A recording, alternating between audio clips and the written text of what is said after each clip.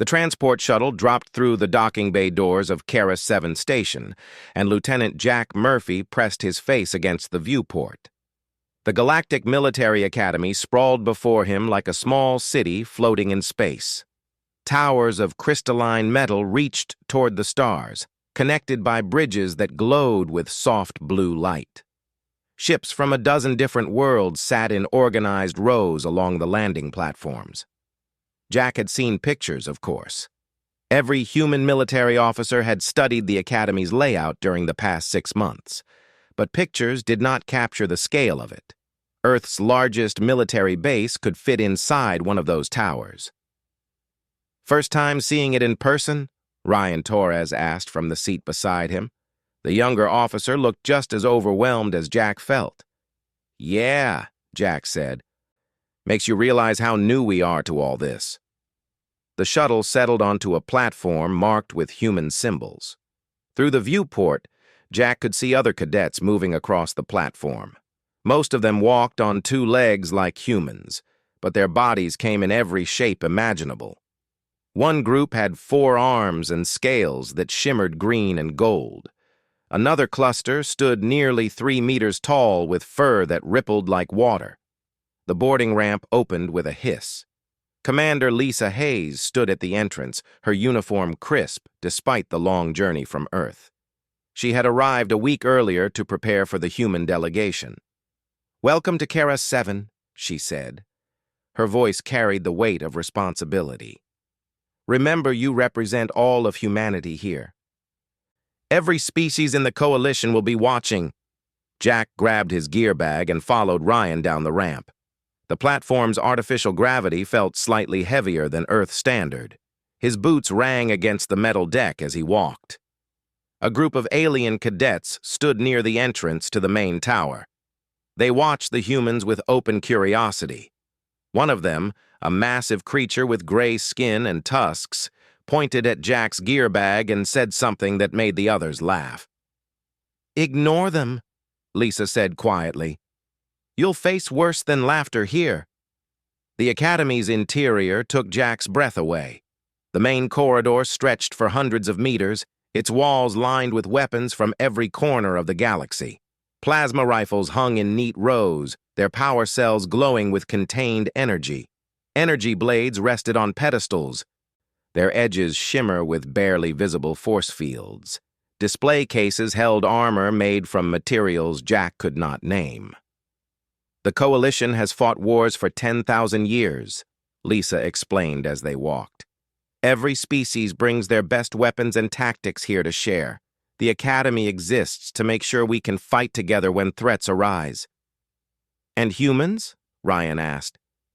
"What do we bring?" Lisa's expression tightened. "That's what we're here to find out." Their quarters sat in a section of the tower reserved for new species. The rooms were functional but plain. Jack unpacked his gear and laid his equipment on the bunk. His plasma pistol looked standard enough, manufactured under license from Zenthari Designs, but his other equipment drew from human traditions. A combat knife with a steel blade. Ballistic armor plates made from compressed alloy. A backup rifle that fired solid projectiles instead of energy bolts. "You bringing that old stuff to training?" Ryan asked, eyeing the steel knife. "Orders said to bring everything we normally carry," Jack replied. "This is what I'm trained with." The next morning began with an assembly in the grand arena. Thousands of cadets filled the tiered seating. Jack had never seen so many different species in one place. The air smelled strange, a mixture of 100 different biologies sharing the same space. Instructor Vector stood at the center of the arena floor.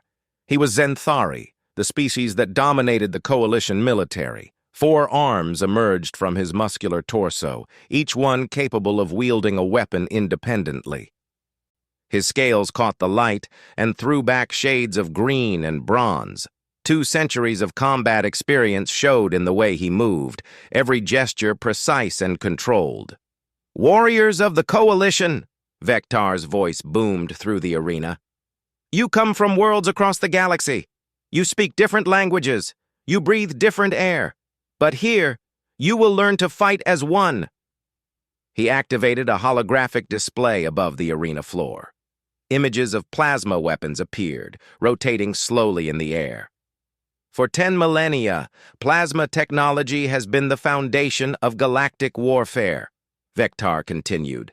Energy concentrated to temperatures that melt through any armor, bolts that travel at speeds conventional weapons cannot match. Every species that joins the coalition abandons their primitive arms and adopts plasma as standard. Jack felt eyes turning toward the human section. He kept his expression neutral. Some of you come from worlds where you fought with inferior technology, Vectar said. His gaze swept across the arena and landed on the human cadets. You may feel attached to your old weapons. You may think they served you well. But sentiment has no place in modern warfare. You will learn our ways, or you will not survive. The assembly ended with assignments to training groups. Jack found himself paired with cadets from 5 different species. One of them was Kresh, a Krethian warrior with bone plates covering his shoulders and forearms. He looked at Jack's gear bag and sneered. You brought a knife? Kresh's translator made his words sound harsh. What century are you from? It's standard Earth equipment, Jack said evenly. Earth, Kresh repeated the word like it tasted bad. Low-gravity world, thin atmosphere, weak creatures who needed machines to leave their own planet. He stepped closer, using his height advantage to loom over Jack. You don't belong here, human. Your species should have stayed in your little corner of space. That's enough, said another cadet, a female Zenthari named Kira. Save it for the training floor. Kresh backed off, but his eyes promised future confrontation. The first training session took place in a weapons range. Instructor Vectar demonstrated proper plasma rifle technique. The weapon hummed as it charged, then released a bolt of white-hot energy downrange. The target, made from military-grade armor plate, melted like candle wax. Plasma cuts through everything, Vectar said. Steel, ceramic, composite armor, all of it fails against sufficient heat. This is why energy shields and speed are your only defenses. You cannot hide behind walls. You cannot block plasma bolts. You can only avoid them or absorb them with shield technology. Jack raised his hand. What about magnetic disruption? Vectar's head tilted. Explain. Plasma bolts use magnetic containment fields, Jack said. I read the technical specifications. If you could disrupt the containment, wouldn't the plasma dissipate? Several cadets laughed. Kresh laughed loudest. In theory, yes, Vectar said. His tone suggested he was humoring a child. But the magnetic fields are extremely strong and precisely calibrated. You would need to generate a counterfield of equal strength at the exact moment of impact. No portable device can produce that kind of power. So it's possible, Jack said. Just difficult. It is impossible with current technology, Vectar corrected, which makes it irrelevant. Focus on what can actually keep you alive. That night, Jack sat in his quarters and pulled up the technical specifications for plasma weapons on his datapad. Ryan found him hours later, still reading. You're not seriously thinking about what you said in training? Ryan asked. The lecture hall curved in a wide arc, with seats rising in steep tiers that gave every cadet a clear view of the central platform. Professor Halnick stood at the podium, his Zenthari scales a darker shade than Vectar's. Where the weapons instructor moved with a warrior's grace, Halnick carried himself with the careful precision of a scientist. Jack sat in the third row, his datapad ready. Beside him, Ryan yawned into his hand. Most of the other cadets looked equally bored. They had all heard lectures on plasma technology before. For species that had used these weapons for generations, this was basic review. But for Jack, every detail mattered. Plasma, Halnick began, is the fourth state of matter. Not solid, not liquid, not gas, but something beyond. When you heat gas to extreme temperatures, the electrons separate from the atoms. What remains is a soup of charged particles. A holographic display materialized above the podium. It showed atoms breaking apart, their components scattering into glowing clouds. In nature, plasma exists in stars and lightning, Halnix continued. In warfare, we create it artificially and weaponize it. A standard military plasma rifle generates temperatures exceeding 20,000 degrees. At that temperature, steel vaporizes, ceramic shatters.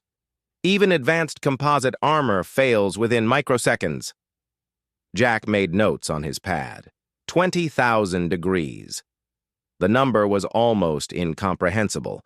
Earth's hottest furnaces barely reached a fraction of that temperature.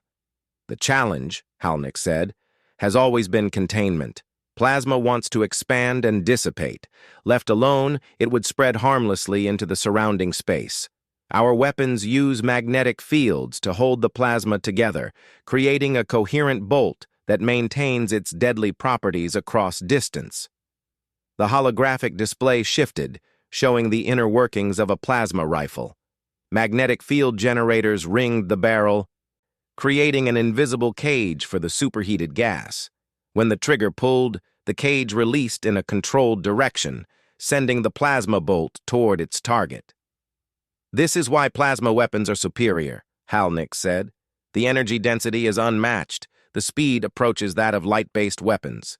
And most importantly, there is no conventional defense. Energy shields can absorb the impact if they are strong enough, but solid barriers fail. Jack raised his hand. Halnix nodded toward him. You said the magnetic containment has to release on impact, Jack said. What triggers that release? An excellent question, Halnix replied. The containment field is programmed to collapse when it encounters resistance above a certain threshold. When the plasma bolt strikes a target, the impact triggers a rapid field decay, releasing all the energy at once. This creates the devastating effect you see on the firing range. So the containment field is strongest during flight but weakest at impact? Halnix's head tilted. A gesture Jack had learned meant interest or curiosity in Zenthari. In a sense, yes, but the weakness is irrelevant. The field collapse happens in nanoseconds. No conventional weapon can exploit such a brief window. Jack made more notes. The other cadets had stopped paying attention to the lecture and now watched the exchange between human and professor with open interest. What if you disrupted the field during flight? Jack asked. Before impact? The magnetic containment is too strong, Halnix said. You would need to generate a counterfield of equal or greater magnitude.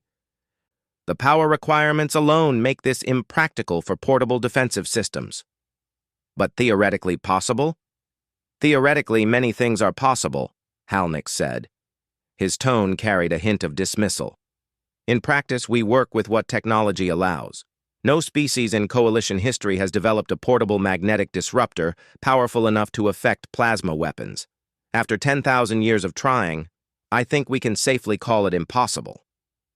Jack wanted to ask more questions, but Halnix moved on to other topics. The rest of the lecture covered plasma bolt trajectories and optimal firing solutions.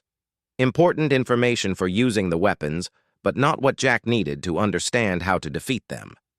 After class, Jack headed toward the Academy's engineering workshops. Commander Hayes had secured access for the human cadets, though few of them used it. Most preferred to spend their free time in the recreation areas or socializing with cadets from other species. Jack found someone already in the workshop. Lieutenant Megan Chen stood at a workbench, examining a disassembled plasma pistol through a magnification field. She looked up as Jack entered. Heard you were asking dangerous questions in Halnix's class, she said. News traveled fast in the academy. Jack set his gear bag down on an empty bench. Just trying to understand the technology. That's what worries people, Megan said. She was a physicist, assigned to the human delegation as a technical advisor. You're not just trying to learn how to use plasma weapons. You're trying to figure out how to beat them. Is that a problem? Megan smiled. Not for me. I'm curious, too. That's why I volunteered for this assignment. She gestured at the disassembled weapon. I've been studying their plasma rifles for 3 days now. The engineering is beautiful. Efficient, reliable, refined over thousands of years. But you know what I keep thinking? What? They stopped innovating, Megan said. Somewhere along the way, the entire galaxy decided plasma weapons were good enough. They made incremental improvements but never questioned the fundamental design. When every species uses the same weapon, there's no pressure to develop counters. Jack moved to the bench and looked at the rifle components. The magnetic field generators were smaller than he expected, each one no bigger than his thumb, yet they produced enough force to contain superheated gas. "Can I see the technical specifications?" Jack asked. Megan pulled them up on her datapad and transferred them to Jack's display. Numbers and diagrams filled the screen. Jack studied them carefully, paying special attention to the magnetic field strength measurements. "The containment field pulses," he said after a few minutes. "It's not constant. It oscillates at high frequency to maintain stability." "Right," Megan confirmed. "Like an electromagnetic bottle that vibrates to keep the plasma from touching the sides. Standard containment physics. What happens if you interrupt the oscillation? The field destabilizes and the plasma dissipates." Megan's eyes widened slightly. "You're thinking about resonance disruption." Jack nodded. "If we can match the frequency of the containment field and introduce a counterwave, we might be able to cancel it out. Like noise-canceling headphones, but for magnetic fields." "That's brilliant," Megan said. Then her expression fell. "That's also incredibly difficult. The frequencies are in the terahertz range. You would need sensors to detect the incoming bolt, processors to calculate the oscillation frequency, and generators to produce the counterwave, all in the microseconds between detection and impact." "Earth has fast computers," Jack said. "Not that fast. And even if we could build the electronics, we'd need something to protect them from the plasma while they work. The sensors and generators would be exposed to the initial contact." Jack thought about that. Protection from heat. Something that could survive long enough for the disruptors to do their work. His mind went back to his childhood on Earth, working in the shipyards with his father. Steel. Good old-fashioned steel. "What if we used layered steel plates?" he said. "High carbon content. Steel has thermal mass. It won't stop plasma, but it might slow it down for a few microseconds. Just long enough for the magnetic disruptors to fire." Megan pulled up material specifications on her pad. "Steel melts at 1,500 degrees. Plasma is 20,000 degrees.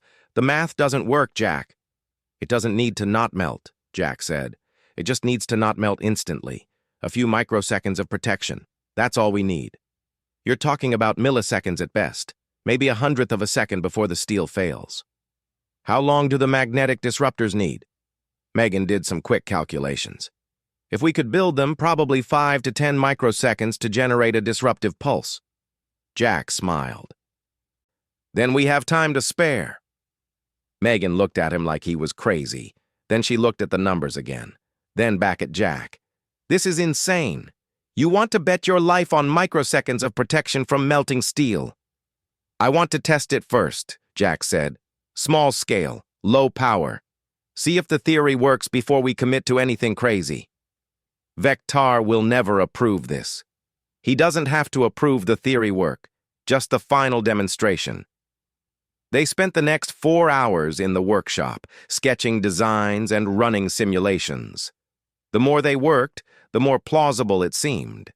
Not easy, not safe, but plausible. They would need custom magnetic field generators, high-speed sensors, processing units fast enough to handle terahertz calculations, and steel plates configured in a specific pattern to maximize thermal resistance. Ryan found them long after the evening meal had ended. "You two planning to sleep, or should I bring your bunks down here?" "We're working on something," Jack said, not looking up from his calculations. "I can see that. Half the academy can see that." Kresh is telling everyone that humans are too proud to use proven technology. He says you're going to get yourself killed trying to prove something stupid. Maybe I am, Jack said. Vector wants to see you tomorrow morning, Ryan said. Before training, he heard about your questions in Halnix's class. Jack finally looked up from his work. What does he want? Probably to talk you out of whatever you're planning. Ryan glanced at the sketches on the workbench. Are those designs for a magnetic disruptor? Yes. Jack, everyone says it's impossible. Instructor Vector's office sat at the top of the weapons tower, with windows that looked out across the station and into open space. Jack stood at attention before the instructor's desk, watching ships move in the distance like schools of fish. Vector studied a datapad with all 4 hands, each finger moving independently as he scrolled through information. After a long silence, he set the pad down and looked at Jack with eyes that had seen 2 centuries of combat. Lieutenant Murphy, Vector said, you have been at this academy for 5 days. In that time, you have questioned established doctrine 3 times in class, spent every evening in the engineering workshops, and now I hear you want to conduct experiments on plasma weapon defense. Yes, sir. Why? Jack chose his words carefully. I want to understand the limits of the technology. The limits are well understood, Vector said. Plasma cannot be blocked by conventional materials. This is not opinion. This is physics, tested over 10,000 years by every species in the Coalition. I'm not disputing that plasma melts through materials, sir. I'm interested in the magnetic containment system. Vector's scales shifted color slightly, a sign of irritation Jack had learned to recognize. The containment fields are too strong to disrupt with portable equipment. Every major species has explored this avenue. The power requirements make it impractical. With respect, sir, I'd like to verify that myself. Verify. Vector leaned forward. You think you can solve a problem that has defeated the greatest minds in the galaxy? You, a human from a species that achieved spaceflight less than 2 centuries ago? Jack kept his voice level. I think I can try, sir. This is pride, Vector said. Foolish pride. You come from a world at the edge of Coalition space, a planet so poor in resources you barely manage to leave your own system. Now you arrive here and immediately reject everything we teach. You think human methods are superior? No, sir. I think human methods are different. Different, Vector repeated. He stood and walked to the window, his back to Jack. Do you know how many species have joined the Coalition in my lifetime? 23. Every one of them arrived thinking they had something unique to contribute. Every one of them eventually understood that galactic warfare operates on principles beyond their old traditions. Some adapted quickly. Others learned through painful losses. I understand that, sir. Do you? Vector turned. Because from where I stand, you look like every other stubborn recruit who needs to learn humility. The difference is that you represent your entire species. When you fail, and you will fail, that failure reflects on all humans. The words stung because they were true. Jack was not just risking his own reputation. Commander Hayes had said as much when they arrived. Every action by a human cadet would be scrutinized and judged as representative of Earth's military capability. Give me 3 days, Jack said. Let me run small-scale tests. If I can't show progress, I'll drop it and focus on standard training. Vector considered this. 3 days, but if you waste Academy resources on impossible theories, I will recommend your removal from the program. Understood, sir. Back in the workshop, Jack and Megan worked around the clock. They fabricated small magnetic field generators using components cannibalized from old training equipment. The sensors came from damaged targeting systems that the Academy had scheduled for disposal. The processing unit was the hardest part. Nothing in the Academy's inventory could handle terahertz calculations at the speed they needed. We need quantum processors, Megan said on the second day, staring at their incomplete device. The kind they use in starship navigation systems. We can't requisition those. Jack thought for a moment. What about gaming processors? Gaming? Ryan told me there's a recreation center where cadets play simulation games, high-speed combat simulations with thousands of calculations per second. Those systems might have processors fast enough.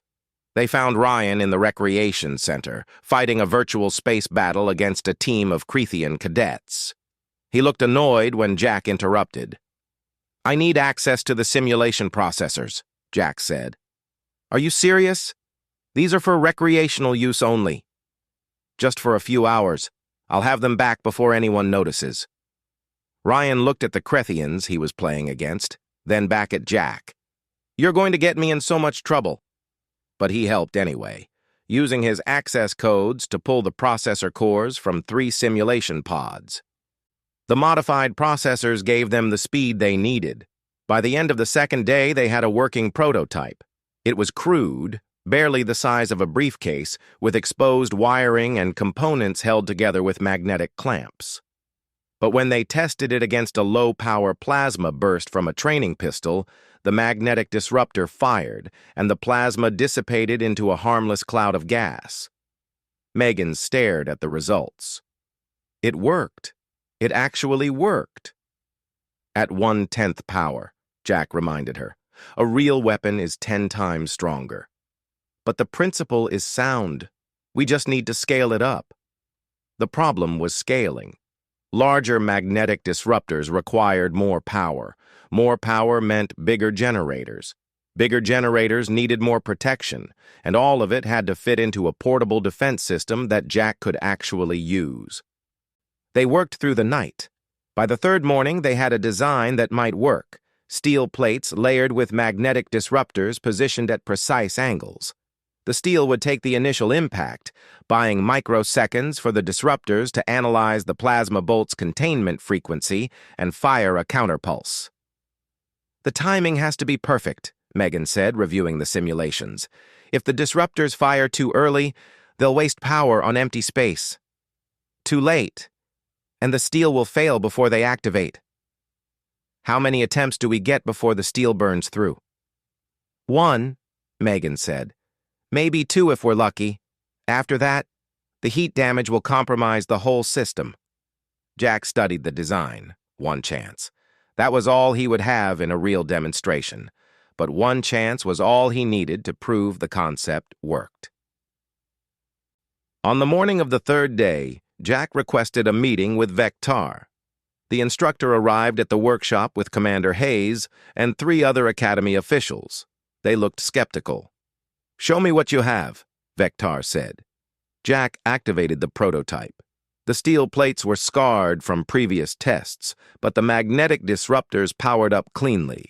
Indicator lights showed green across the panel. This system can disrupt the magnetic containment field of a plasma bolt, Jack explained. The steel provides initial protection while sensors analyze the bolt's oscillation frequency. The disruptors then fire a counterpulse that cancels out the containment, causing the plasma to dissipate. Demonstrate, Vectar said. Megan handed Jack a training plasma pistol set to quarter power. Jack fired at the steel plate array from 5 meters away. The bolt streaked across the space. The instant it contacted the steel, the disruptors activated. There was a flash of light and a hiss of steam. When the glow faded, the steel plate remained intact, though a dark scorch mark showed where the plasma had struck. The officials exchanged glances. One of them, a tall Xanthari with silver scales, spoke up. The training pistol is far weaker than a military weapon. I know, Jack said. But this proves the principle works. With better components and more power, it can handle full-strength bolts. Or, the silver-scaled official said, it will fail catastrophically and kill whoever is standing behind it. Vectar studied the scarred steel plate. Even if this works at full power, what have you accomplished? You can block 1 shot before the steel fails, maybe 2. A real battle involves hundreds of plasma bolts. I'm not trying to replace shields or armor, Jack said. I'm trying to add another option, another tool. In close combat, even one blocked shot could make the difference. You want to test this at full power? Vectar said. It was not a question. Yes, sir. Against a military-grade plasma rifle. Yes, sir. Vectar looked at Commander Hayes. You approve of this? Hayes hesitated. Jack could see the conflict in her expression. She wanted to support her officers, but she also understood the risk.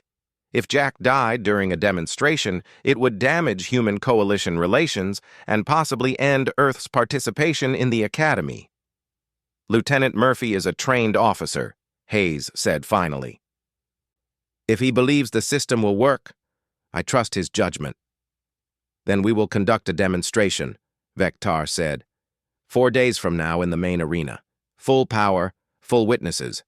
If your system works, you will have proven something remarkable. If it fails, you will be dead. After they left, Megan grabbed Jack's arm.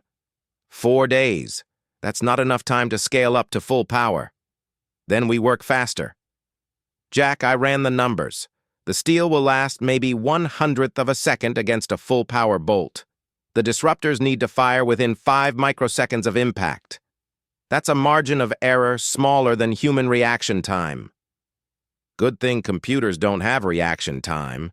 They requisitioned better components, calling in favors and trades with other cadets.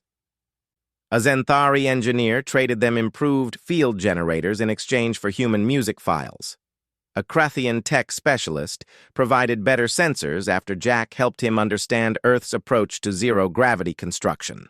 The word spread through the Academy. The human who thought he could block plasma with steel was going to demonstrate his device in 4 days. Betting pools formed. Most odds favored Jack's death or severe injury. A few optimistic bets gave him a chance of survival, though none predicted actual success. Kresh found Jack in the workshop on the 3rd night before the demonstration.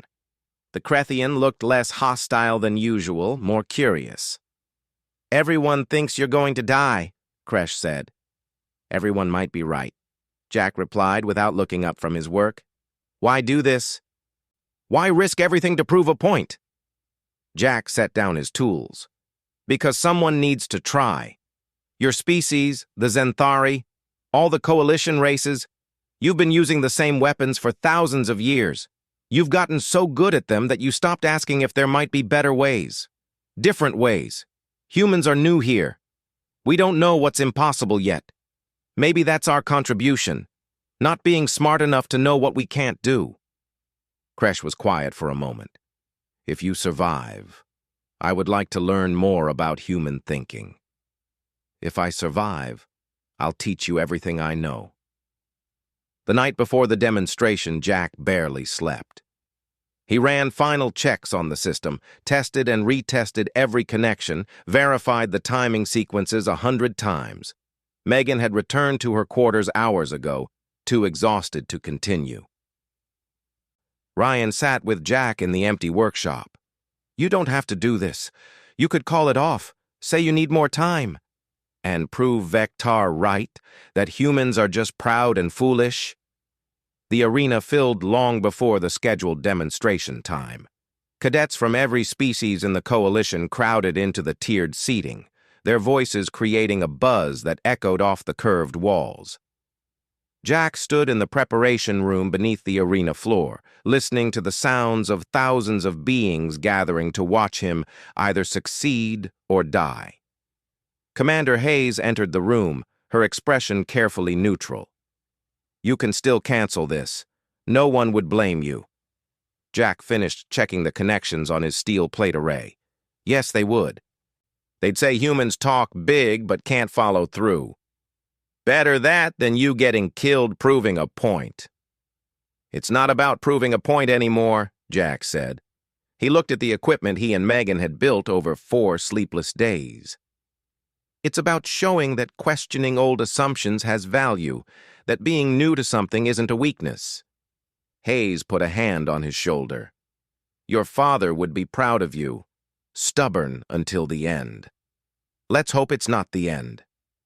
Ryan and Megan waited by the arena entrance. Both looked exhausted and worried.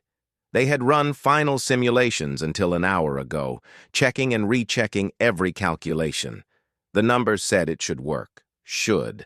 That word carried a lot of weight when your life depended on it. All connections are solid, Megan said. Power cells fully charged. Sensors calibrated. The system is as ready as we can make it. That's not as comforting as you think it is, Ryan muttered. The entrance opened. Sound from the arena washed over them like a physical force. Jack picked up the steel plate array. It weighed about 20 kilograms, manageable with the arena's slightly higher gravity. The steel plates were arranged in an overlapping configuration, each one embedded with magnetic field generators and sensors. Cables connected them to a power pack on Jack's back. He walked out onto the arena floor. The noise from the crowd shifted, became louder and more excited. Jack looked up at the thousands of faces staring down at him. He saw Kresh in the lower tier, sitting forward with interest. He saw other human cadets clustered together, their expressions tense.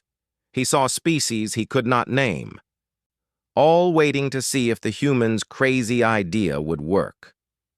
Instructor Vector stood at the center of the arena with several Academy officials. The instructor's 4 arms held a military-grade plasma rifle, the kind used by coalition shock troops.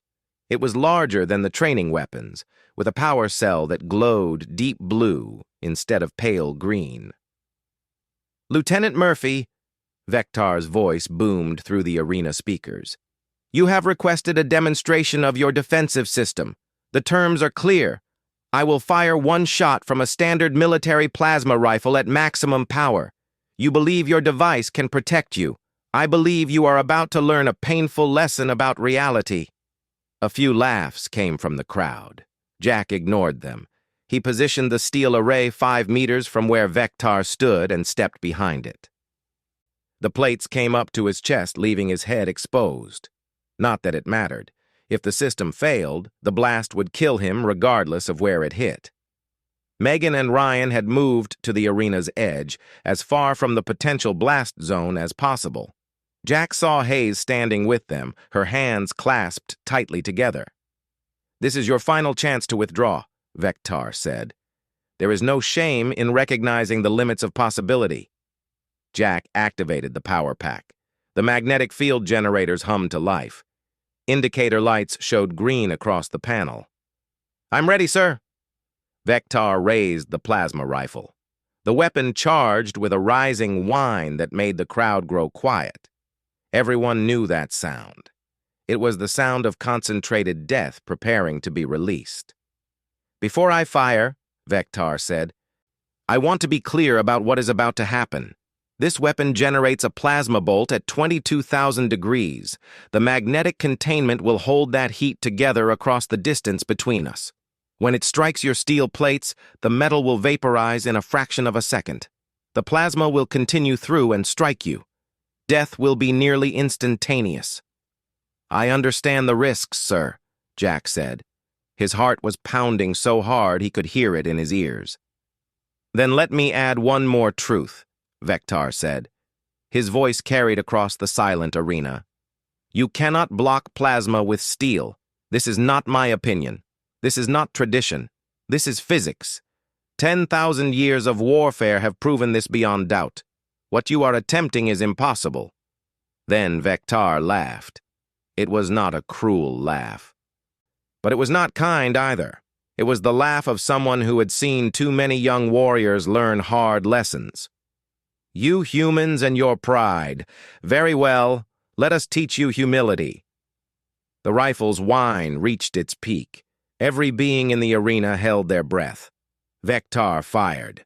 The plasma bolt left the rifle in a streak of white light. It crossed the 5 meters in a microsecond, moving so fast it was almost impossible to see.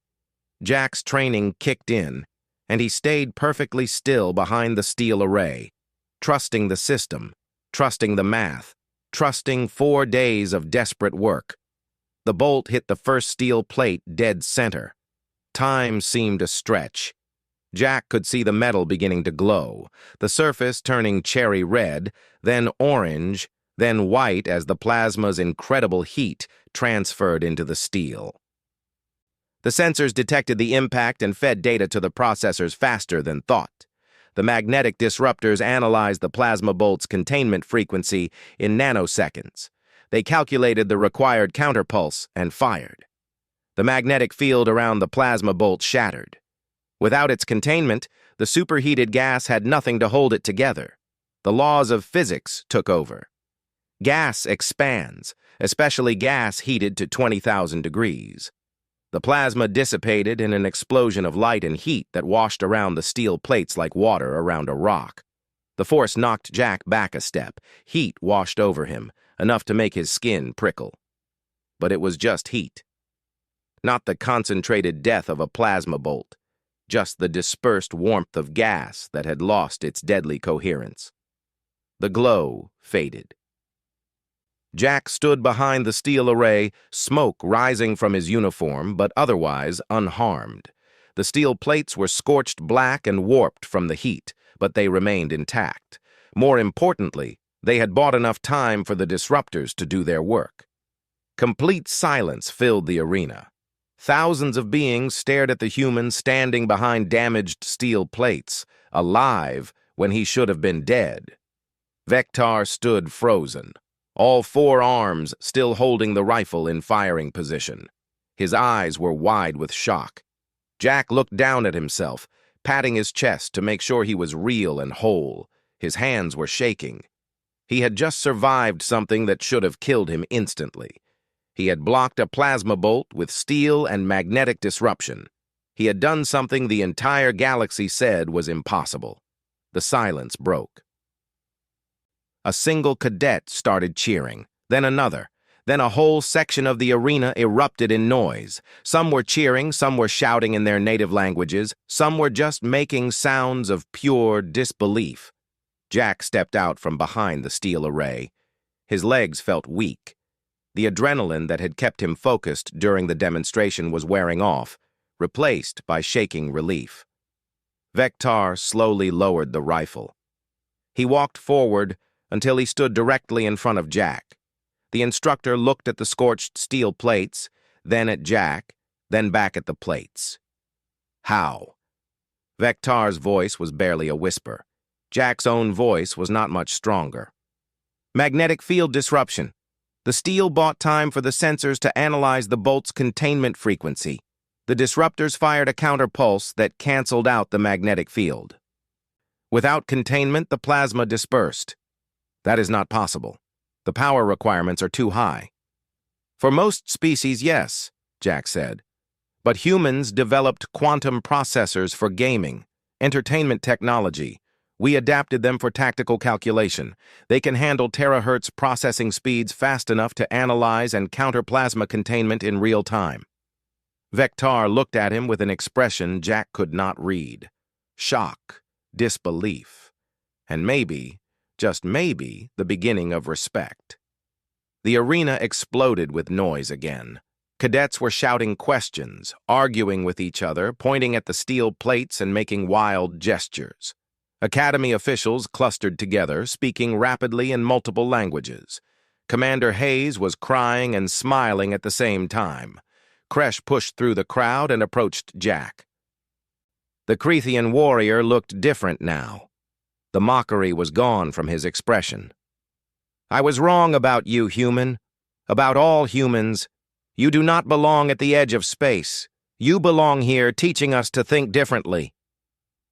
Other cadets crowded forward. Some wanted to examine the steel plates. Some wanted to shake Jack's hand or whatever appendage they used for greetings. A few wanted to apologize for mocking human technology. They all wanted to understand how he had done it. Megan and Ryan pushed through the crowd. Megan grabbed Jack in a hug that nearly knocked him over. It worked! I can't believe it worked! I can't either, Jack admitted. I thought I was going to die. You almost did, Ryan said. Another microsecond of delay and the steel would have failed. But it didn't fail, Jack said. That's what matters. Instructor Vector raised all four arms, calling for silence. The arena gradually quieted. The instructor's scales had shifted to a lighter color, a sign of submission or acknowledgement in Zenthari culture. "I have trained warriors for 200 years," Vectar said, his voice carried to every corner of the arena. "I have seen every tactic, every weapon, every innovation that the Coalition has developed. I thought I had seen everything possible in warfare." He paused, looking at Jack. "I was wrong." The admission sent a murmur through the crowd. Instructors did not admit being wrong, especially not instructors like Vectar, who had centuries of experience. "Lieutenant Murphy has demonstrated something I believed impossible," Vectar continued. "Not through superior strength or advanced technology, but through questioning assumptions that everyone else." The workshop had become Jack's second home over the past week. What started as a desperate project to prove a theory had transformed into something much larger. Now the small space was crowded with cadets from half a dozen species, all wanting to understand the magnetic disruption system that had shocked the galaxy. Jack stood at the main workbench, explaining the principles for the third time that day. A group of Zenthari engineers listened intently, taking notes on their data pads. Beside them, two Krethian weapons specialists examined the scorched steel plates from the demonstration. "The key is timing," Jack said, pointing to a holographic display of the system's operation. "The plasma bolt travels at near light speed, but the magnetic containment field oscillates at a measurable frequency.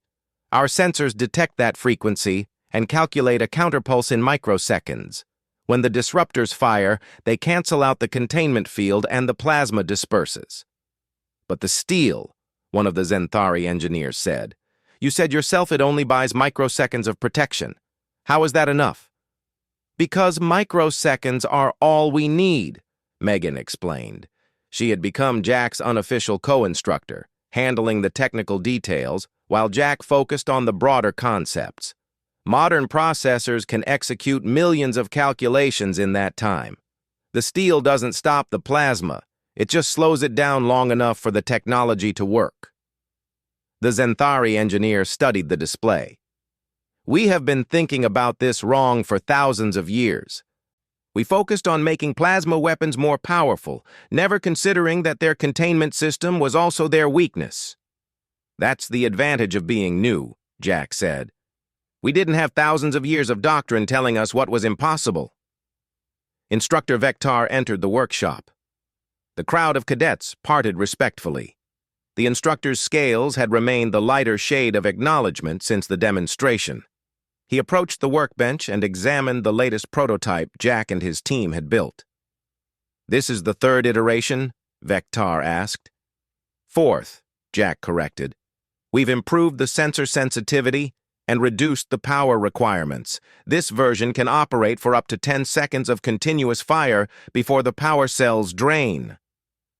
10 seconds, Vectar repeated. "In close combat, that could save entire squads." An alarm chimed on Vectar's datapad. He checked it, and his expression shifted to something Jack had not seen before on the instructor's face. Urgency. "Lieutenant Murphy, you need to come with me immediately. The Coalition High Command has arrived at the station. They want to speak with you." The command deck of Keras 7 Station occupied the highest level of the central tower. Jack had never been this high in the Academy before. The windows here offered an unobstructed view of the surrounding space. Warships from every Coalition species hung in formation around the station, their running lights creating constellations in the darkness. Admiral Krenix stood at the center of the command deck, his silver scales marking him as one of the oldest and most decorated Zenthari military leaders. Around him stood representatives from a dozen major species, all wearing the insignia of High Command. Commander Hayes was already there, looking nervous. She gave Jack a small nod as he entered. "Lieutenant Murphy," Admiral Krenix's voice carried the weight of authority. "4 days ago, you demonstrated a defensive system that every expert in the Coalition said was impossible. Today, I reviewed the technical specifications you submitted. Tomorrow, I need to brief the Coalition Council on the strategic implications." Sir, I'm just an engineer. I'm not qualified to assess strategic implications. Then let me explain them to you, Krennic said. He activated a holographic star map above the command table. Red zones marked conflict areas throughout Coalition space. For 10,000 years, plasma weapons have been the dominant force in galactic warfare. Our entire military doctrine is built around them. Ship designs, armor specifications, tactical formations, everything assumes that plasma can cut through any physical barrier. The star map zoomed in on one of the red zones. The Krell Empire has been pushing against our borders for 3 decades. Their plasma weapons technology is slightly superior to ours, giving them an advantage in direct combat. We have held them back through superior numbers and tactics, but at great cost. Another admiral, a tall insectoid being with compound eyes, spoke up. If your magnetic disruption system can be scaled up to ship-based defensive arrays, it changes everything. The Krell advantage disappears. More importantly, it forces everyone to reconsider ship design and tactics. Jack looked at the star map, at the red zones representing conflicts and lives lost. You want to weaponize my research. We want to save lives, Krennic corrected. Coalition and Krell alike. Wars often continue because neither side can achieve decisive advantage. Your technology could end conflicts that have dragged on for generations. Or it could start new ones, Jack said. If one side suddenly has a defense against the galaxy's primary weapon, others might see that as a threat. He thinks strategically, the insectoid admiral observed. Unusual for an engineer. Krennic nodded. Which is why we need you to help us implement this carefully. The Coalition Council wants a full demonstration for their military advisors. They want to understand not just how it works, but what it means for the balance of power. When? 3 days. We are bringing in Admiral-class plasma weapons. If your system can handle military-grade ship weapons, it proves the concept scales beyond personal defense. Jack felt the weight of that statement. Ship-based plasma cannons operated at power levels hundreds of times greater than infantry rifles. Scaling up his system to handle that kind of energy meant bigger generators, more steel, more complex calculations. It was theoretically possible, but theory and practice were very different things. I'll need a bigger team, Jack said, and access to materials we don't have in the Academy workshops. You'll have whatever you need, Krennic said. The Coalition is assigning you a research group of 50 specialists, Xanthari physicists, Creathian engineers, human programmers. The best minds we have. Commander Hayes stepped forward. Admiral, Lieutenant Murphy is still technically a cadet in training. This level of responsibility might be premature. There is nothing premature about recognizing talent, Krennic replied.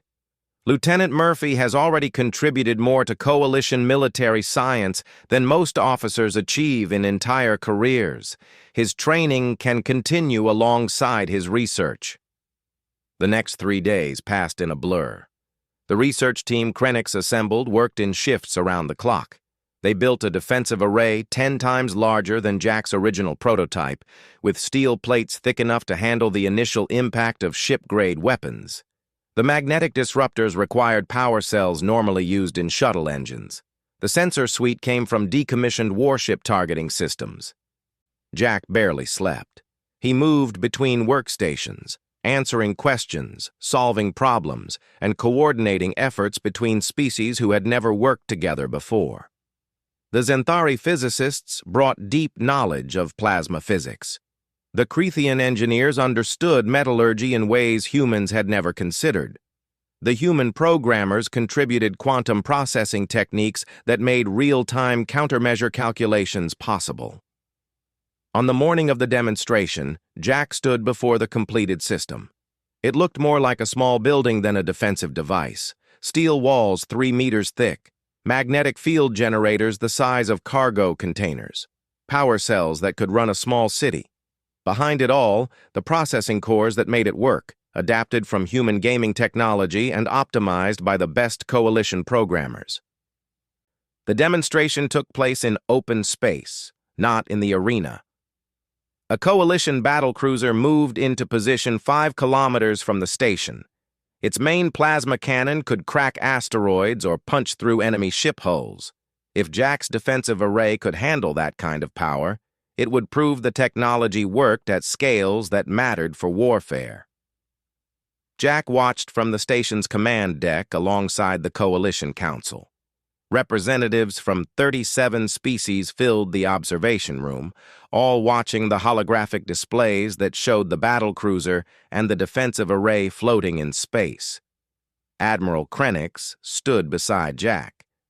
"If this works, you will have changed warfare forever. If it fails, we will have learned that some technologies cannot scale. Either way, you have already accomplished something remarkable." "No pressure, then," Jack said with a weak smile. The battlecruiser's plasma cannon began charging. The energy buildup was visible even from 5 kilometers away, a blue glow that grew brighter and brighter. Jack checked the defensive array's status. All systems showed green. The magnetic disruptors were calibrated and ready. The power cells were fully charged. The steel walls stood ready to take the initial impact. "Firing in 10 seconds, the battlecruiser's captain announced over the communication channel. Jack counted down in his head. This was it.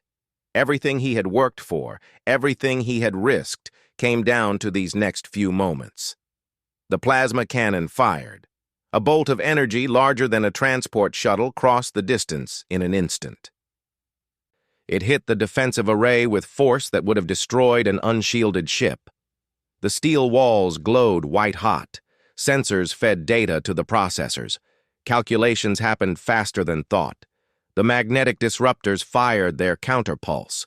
The plasma bolt's containment field collapsed. The superheated energy dispersed in an explosion of light that lit up the entire region of space. But it was dispersed energy, not a coherent weapon. When the glow faded, the defensive array remained intact. Damaged, the steel walls partially melted, but intact. The observation room erupted in noise. Representatives from dozens of species stood and shouted in their native languages. Some were cheering, some were arguing. All of them understood they had just witnessed something that would reshape galactic military doctrine. Admiral Krenix turned to Jack. "You did it? You actually did it?" "We did it," Jack corrected. "This wasn't just human innovation. It took the best minds from every species working together." Over the following weeks, the implications spread throughout Coalition space. Research teams began adapting magnetic disruption technology for different applications. Ship designers started incorporating the systems into new vessel classes. Military academies updated their tactical doctrine. Some species saw opportunity, others saw threat. But everyone recognized that the balance of power had shifted. The Krell Empire requested a meeting to discuss peace terms. With their plasma weapon advantage neutralized, continuing the conflict made no strategic sense. Other border disputes began resolving as well. As species realized that old military advantages no longer guaranteed victory. Jack returned to the academy to complete his training. But now, other cadets sought him out, wanting to learn not just about magnetic disruption, but about the human approach to problem-solving.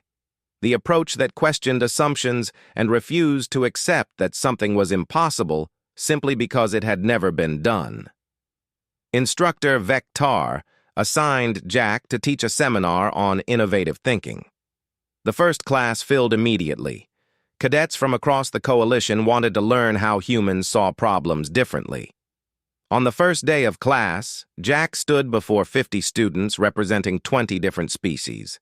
He thought about how to explain what made humans unique. It was not superior intelligence or advanced technology. It was something simpler and more profound. "My father worked in a shipyard on Earth," Jack began. "We had limited resources and old equipment, but we needed to build ships to reach the stars, so we learned to work with what we had. We learned to question why things were done certain ways. We learned that just because something has always been done one way doesn't mean it's the only way or the best way. He activated a holographic display showing the scorched steel plates from his first demonstration. This is simple steel, nothing fancy, nothing advanced, but paired with the right technology and the right thinking, it stopped something everyone said could not be stopped. That's the lesson. Not that humans are special, but that sometimes being new to something, not knowing all the rules and traditions, lets you see solutions that experts miss. Kresh raised his hand. The Krethian warrior had become one of Jack's most dedicated students. What if we are wrong? What if we question everything and find that the old ways were correct all along? Then we learn why they're correct, Jack said. And that knowledge makes us stronger. But if we never question, never test, never try new approaches, we stop growing. We stop improving. That's the real danger. Not being wrong, but being so certain we're right that we stop looking for better answers. The class continued for 2 hours. Students asked questions, proposed new ideas, challenged each other's assumptions. It was everything Jack had hoped for. Not just learning about magnetic disruption, but learning how to think beyond established boundaries. After class, Commander Hayes found him in the corridor. Admiral Krenix wants you on his staff. He's offering a position as Chief Innovation Officer for the Coalition military. You would lead research into emerging technologies and unconventional tactics. Jack considered the offer. A position like that would give him resources and authority to pursue more projects. But it would also tie him to military bureaucracy and politics. I appreciate the offer, Jack said. But I think I can do more good here, teaching, helping others learn to question and innovate. If we create a whole generation of officers who think differently, that changes the galaxy more than any single technology. Hayes smiled. I had a feeling you'd say that. For what it's worth, I think you're right. That evening, Jack returned to the workshop. It had become a gathering place now, with cadets from different species working on their own projects. Some were developing improvements to the magnetic disruption system. Others were exploring completely new technologies inspired by Jack's approach. Megan and Ryan were there, working on a project that used quantum processors to predict plasma bolt trajectories. Kresh was building a hybrid weapon system that combined Krethian blade technology with human ballistic principles. A Zenthari cadet was designing armor that used thermal mass calculations borrowed from Earth engineering. Jack looked around the workshop and felt something he had not expected when he first arrived at the academy. Pride. Not in himself specifically, but in what had been started here. A new way of thinking, a willingness to question. A commitment to innovation over tradition. Instructor Vectar entered the workshop. He moved between the workstations, offering advice and encouragement to the cadets. When he reached Jack, he gestured toward the busy space. You have created something important here, Vectar said. Not just a technology, but a philosophy. Question everything. Test every assumption. Refuse to accept impossible as an answer. It's not really new, Jack said. Humans have been doing this for as long as we've existed. We just never realized it was unusual. Perhaps that's the real gift your species brings to the Coalition, Vectar said. Not any specific technology or tactic, but the reminder that progress requires questioning the status quo. We had become comfortable with our knowledge, certain of our superiority. You showed us that there is always more to learn, always room to improve. Jack looked at the steel plates on the wall, the ones from his first demonstration. They were scarred and melted, but they had done their job. They had protected him long enough for innovation to triumph over tradition. You know what's funny, Jack said. I didn't set out to change galactic warfare or challenge coalition doctrine. I just saw a problem and thought there might be a solution. The fact that everyone said it was impossible made me more curious, not less. And that, Vectar said, is the most human thing I have ever heard." They stood together in the workshop, teacher and student, old warrior and young engineer, Zenthari and human.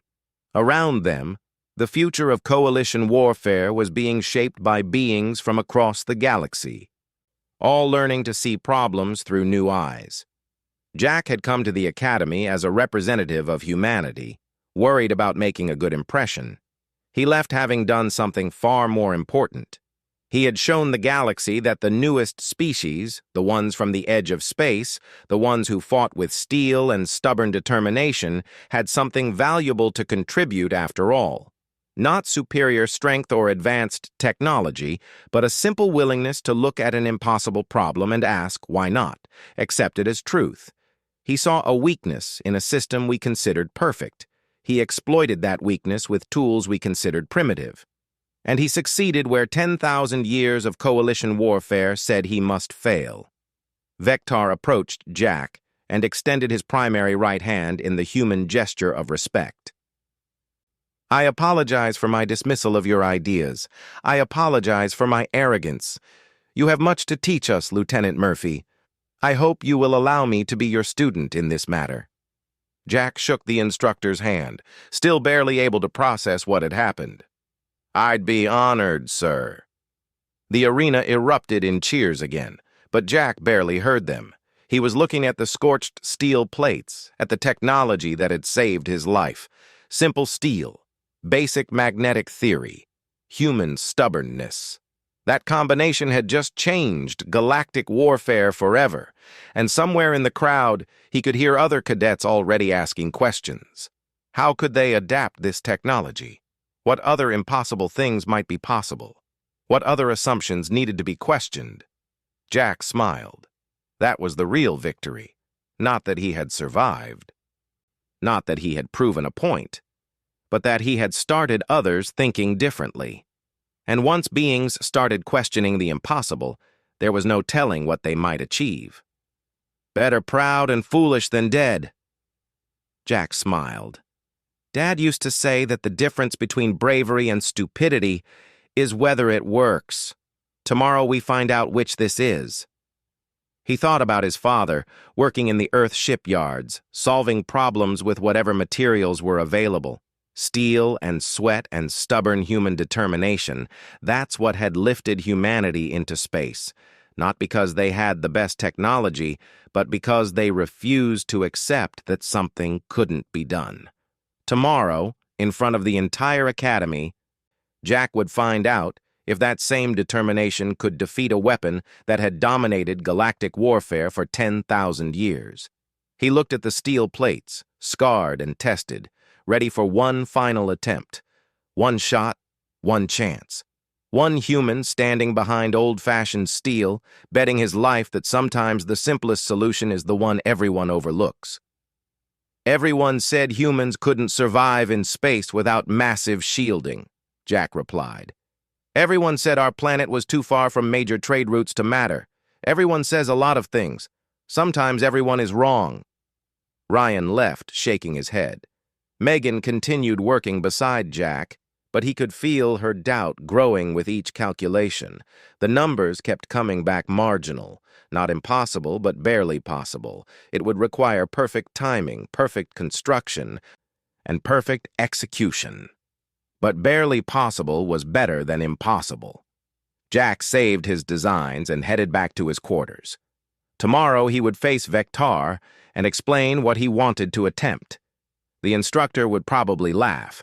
He would probably call it foolish. He might even forbid the attempt.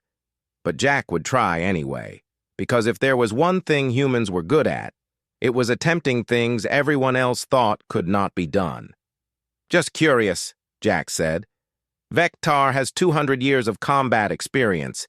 If magnetic disruption was viable, don't you think someone would have figured it out by now?" Jack did not answer. He kept reading long after Ryan went to sleep. The numbers interested him. Plasma weapons were incredibly powerful, but that power came from a delicate balance. The magnetic containment had to be strong enough to hold superheated gas together, but flexible enough to release on impact. It was elegant engineering, refined over thousands of years. But elegant systems had elegant failure points. Jack smiled and made some notes on his datapad. Maybe humanity's newest contribution to the galaxy would not be adopting everyone else's technology. Maybe it would be questioning why that technology worked the way it did. In the morning, he would request permission to run some experiments. He had a feeling Instructor Vector was not going to like it.